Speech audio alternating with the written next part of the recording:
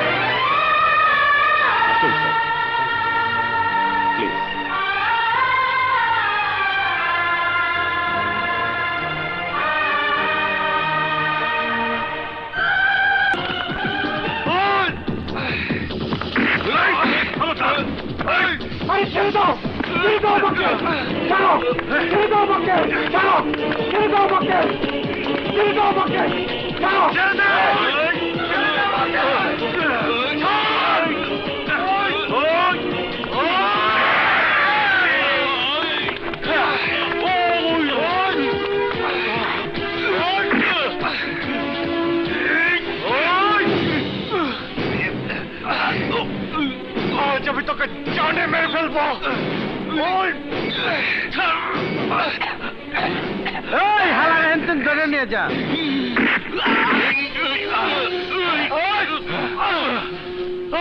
চল।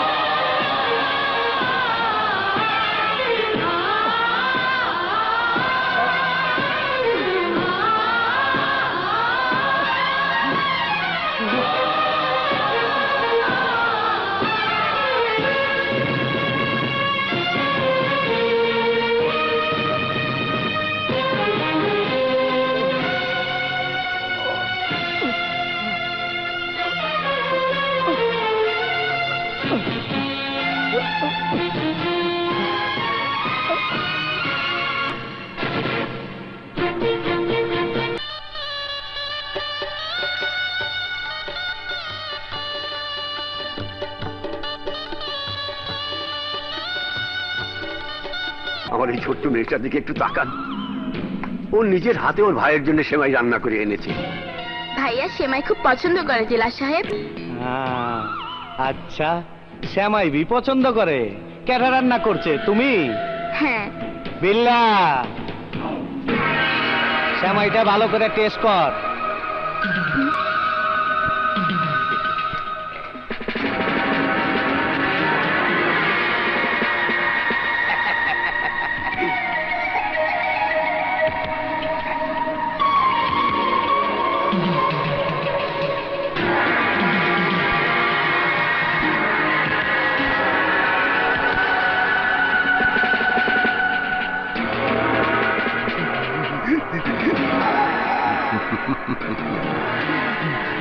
মজা হইছে স্যার। হ্যাঁ মজা তো হইবই। সুন্দর মাইয়া, সুন্দর হাত দা পাকাইছে, দুধ দিছে, চিনি দিছে, কাজু বাদাম দিছে। জেলা একটু দেখাতে দিন। জেলা সাহেব, কি হইলো, চাইতে গেলেন কে? পোলার লগে দেখা করবেন না? আপনার উপর আল্লাহর গজব পড়বে।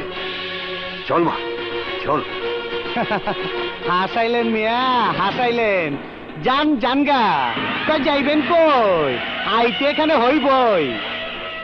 এত কিছু হয়ে গেছে, এত বড় দুর্ঘটনা, অথচ আমি কিছুই জানি না। আমাকে একটা খবর দেওয়ার প্রয়োজনও মনে করলেন না।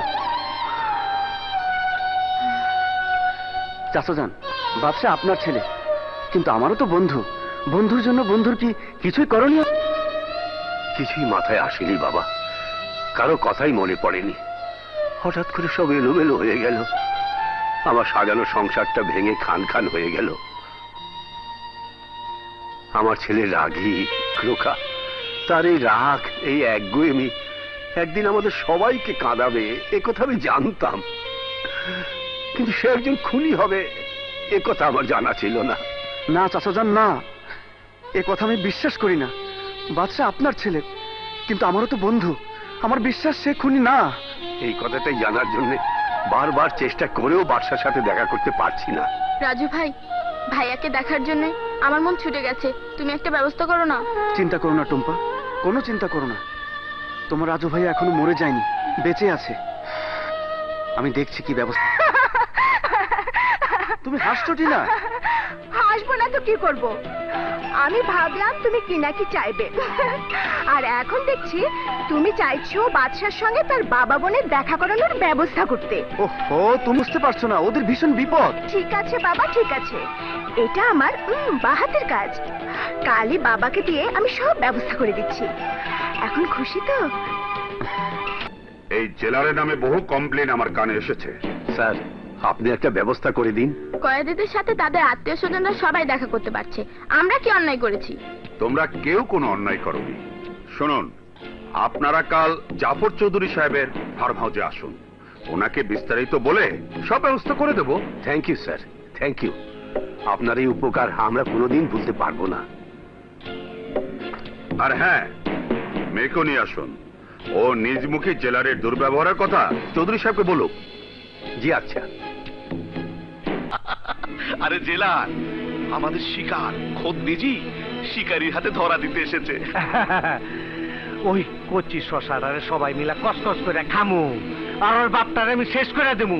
চলে টুম্পা, টুম্পা, টুম্পা, দরজা খোলো, দরজা খোলো, দরজা খোলো।